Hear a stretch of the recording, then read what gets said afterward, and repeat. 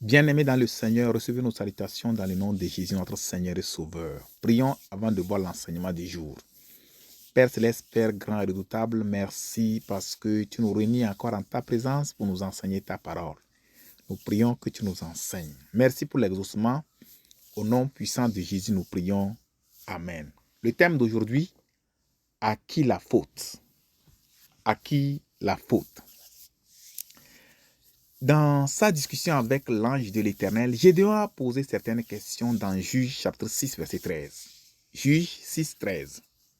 Ah, mon Seigneur, si l'Éternel est avec nous, pourquoi toutes ces choses nous sont-elles arrivées? Et où sont tous ces prodiges que nos pères nous racontent quand ils disent, l'Éternel ne nous a-t-il pas fait monter hors d'Égypte?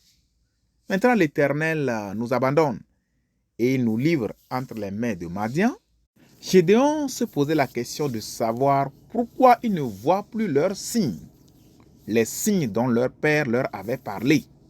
Et pourquoi la disparition des prodiges? La question se pose, à qui la faute?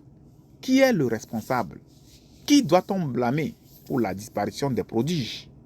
À qui la faute? Le point 1, les signes et les prodiges, la volonté de Dieu pour son peuple. Les prodiges constituent la volonté de Dieu pour son peuple. Jean 14, 12 à 14.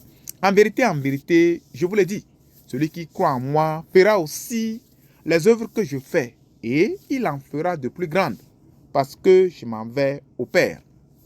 Et tout ce que vous demanderez à mon nom, je le ferai, afin que le Père soit glorifié dans le Fils.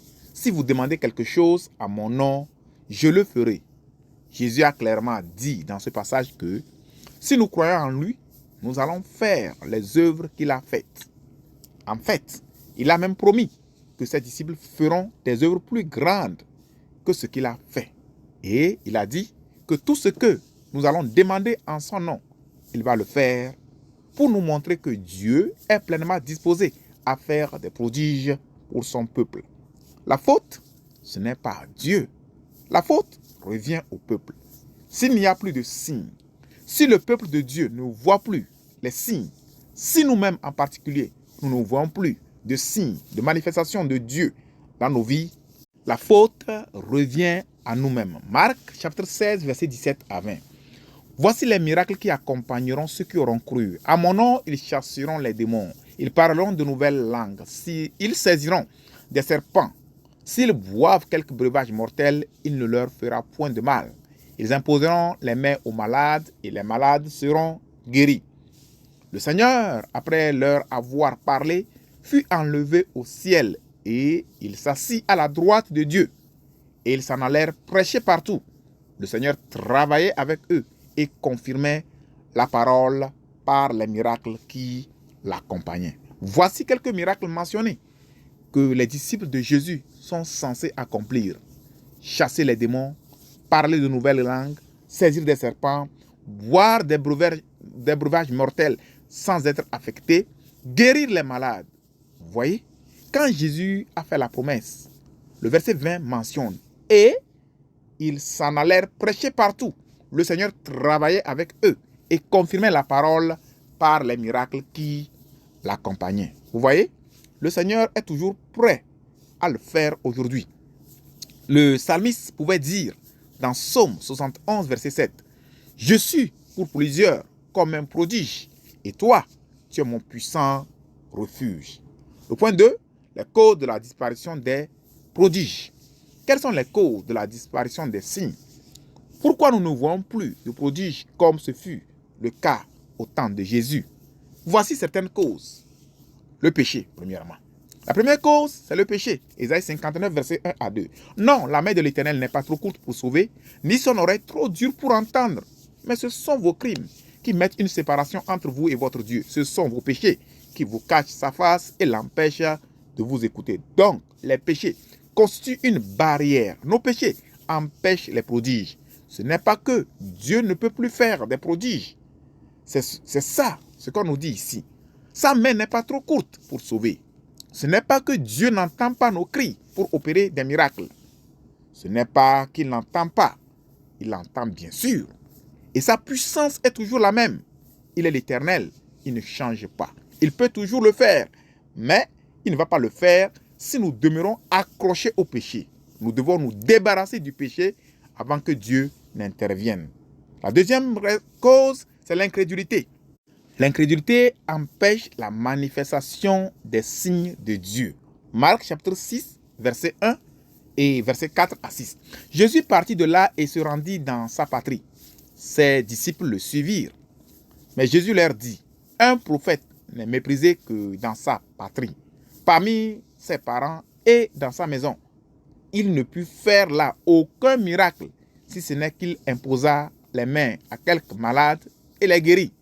Ils s'étonnaient de leur incrédulité. Jésus parcourait les villages d'alentour en enseignant. Voyez-vous?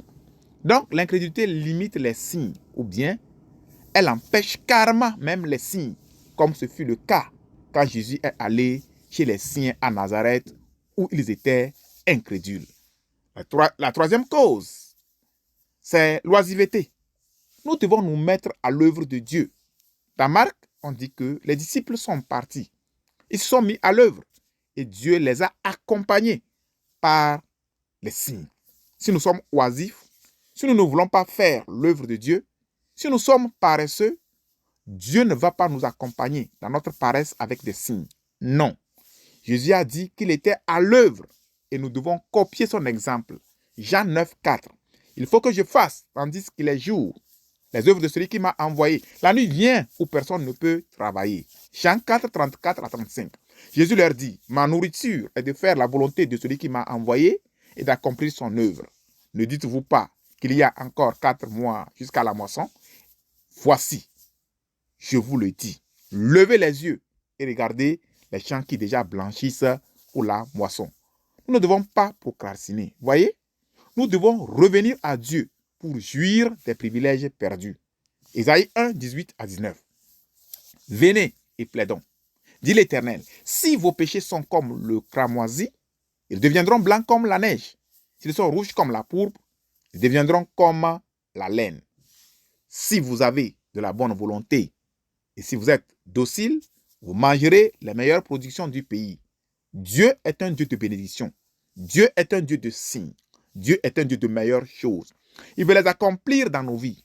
Mais nous devons d'abord être dociles. Nous devons nous débarrasser du péché. Nous devons revenir à Dieu de tout notre cœur. 2 Chroniques 7, 14. Si mon peuple sur qui est invoqué mon nom s'humilie, prie et cherche ma face, et s'il se détourne de ses mauvaises voies, je l'exaucerai des cieux, je lui pardonnerai son péché et je guérirai son pays. Cela coûte donc l'humilité, l'abandon des péchés. Vous voyez? Le fait de crier à Dieu avec foi et le Seigneur interviendra. Que le Seigneur nous aide. Confie-toi dans les mains de Dieu et prie Dieu. Est-ce que tu vois encore les signes de Dieu dans ta vie? Si tu ne les vois pas, crie à Dieu et il viendra pour te restaurer les signes. Répands-toi, laisse l'incrédulité. Si tu es dans le péché, abandonne le péché. Humilie-toi devant Dieu. Prie-le avec foi et crois qu'il le fera et il le fera. Prions. Père Céleste, nous te remercions pour la révélation de ta parole. Tu es le Dieu des signes, des miracles et des prodiges. Et tu veux nous bénir, tu veux nous visiter. Seigneur, comme nous revenons à toi de tout notre cœur, avec foi, laissant de côté le péché, en nous humiliant, Seigneur, et en nous accrochant à tes promesses qui ne peuvent jamais faillir, je prie, ô Dieu, que tu nous visites.